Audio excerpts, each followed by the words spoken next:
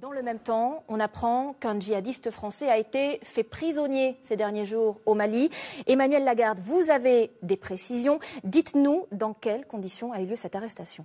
Alors, précision d'abord, l'armée française ne confirme pas l'arrestation, mais elle ne l'infirme pas non plus. On sait que ces derniers jours, elle a mené des combats très durs, toujours dans ce fameux massif des Iforas, c'est au nord du Mali. Et quand les militaires ont réussi à prendre la vallée de Lamététaï, qui est un sanctuaire des djihadistes très important, eh bien, 50 combattants rebelles ont été tués et 5 autres se sont rendus. Parmi eux, un Français. On ne connaît ni son identité ni son parcours pour le moment. Mais alors, combien sont-ils, ces djihadistes français? Sont-ils nombreux à avoir rejoint le Mali? Non, ils sont une poignée, une dizaine selon les autorités françaises et certains avaient déjà été arrêtés. C'est le cas d'Ibrahim Ouattara. On a appris aujourd'hui son expulsion du Mali vers la France et son arrestation remonte en fait à l'automne dernier. Il était connu des services antiterroristes car il avait eu pour projet d'assassiner le recteur de la Grande Mosquée de Paris. Et sinon, on a aussi vu par exemple circuler cette vidéo d'un Breton converti à l'islam radical. Mais la plupart des djihadistes sont des binationaux franco-maliens le plus souvent et cela rend plus facile leur déplacement d'un pays à l'autre et c'est d'ailleurs ce qui peut représenter une menace éventuelle sur le sol français. Merci Emmanuel. Et le conflit au Mali, les opérations pour les troupes françaises se poursuivent dans le massif des Iforas, mais également notamment dans la région de Gao.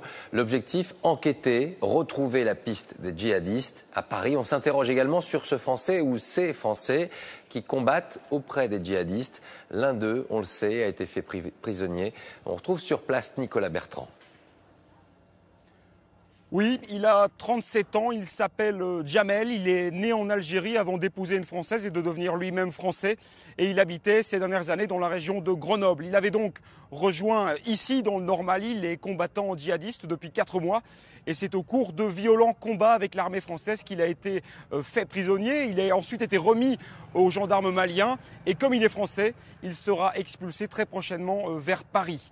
C'est le deuxième cas de djihadiste français avéré après l'expulsion la semaine dernière d'un homme provenant de régions parisiennes, mais il pourrait y en avoir beaucoup d'autres. En tout cas ici, les soldats français continuent la traque des djihadistes. Ils sont à la recherche de la moindre information, notamment à propos de leurs armes, comme vous pouvez le voir dans ce reportage tourné par Nathalie Duboz. Attentif au moindre mouvement suspect. La ville de Gao a été libérée il y a 40 jours. Tout semble calme. Pourtant, les soldats restent sur le qui-vive. La patrouille s'enfonce dans le sable. Objectif du jour, ce village perdu à 15 km dans la brousse. Il est rapidement encerclé. Mon ami, ça va ou pas? Comment que ça va? Le capitaine est déjà venu ici.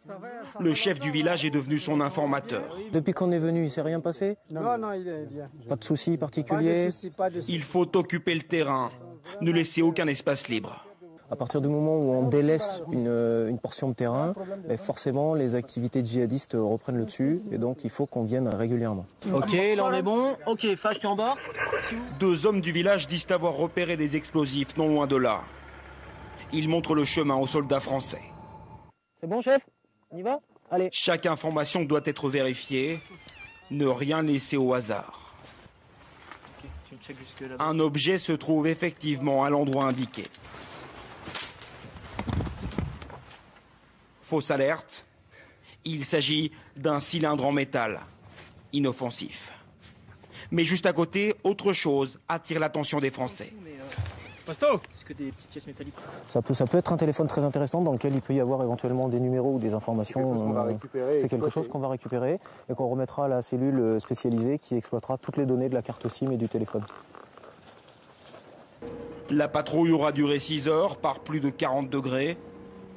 C'est au cours d'une patrouille comme celle-ci qu'un 4e soldat français est mort mercredi dernier.